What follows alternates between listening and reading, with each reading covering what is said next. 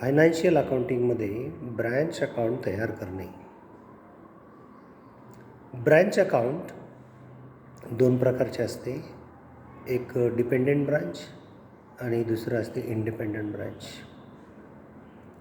Dependent ब्रांचमध्ये head office हे त्या ब्रँचचे अकाउंट्स मेंटेन करते, तर इंडिपेंडंट ब्रांचमध्ये ब्रांच स्वतः आपले अकाउंट मेंटेन करून त्याचे फायनल अकाउंट हे हेड ऑफिसला पाठवत असते. ब्रँच अकाउंट काय आहे?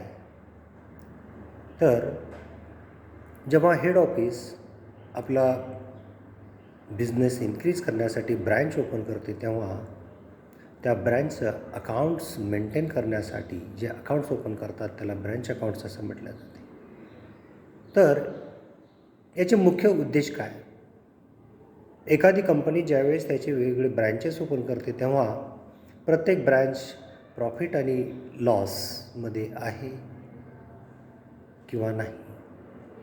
तसेच प्रत्येक ब्रँचचं फायनान्शियल पोझिशन काय आहे हे चेक करण्यासाठी देखील ब्रँच अकाउंट मेंटेन केले जात असते. त्याचप्रमाणे ब्रँच अकाउंटचे खर्च कंट्रोल करणे, ब्रँच अकाउंटचा स्टॉक मेंटेन करणे आणि त्या ब्रँचचा परफॉर्मन्स चेक करणे, अशी काही उद्दिष्ट ब्रँच अकाउंट मेंटेन करण्यामध्ये असतो.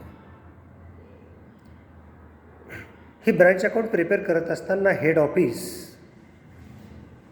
प्रत्येक वर्षाच्या शेवटी त्या ब्रँचचे डिटेल रेकॉर्डिंग ठेवत असते आणि कोणती ब्रँच प्रॉफिटमध्ये आहे आणि कोणती ब्रँच लॉसमध्ये आहे ही त्यावरून कळत असते.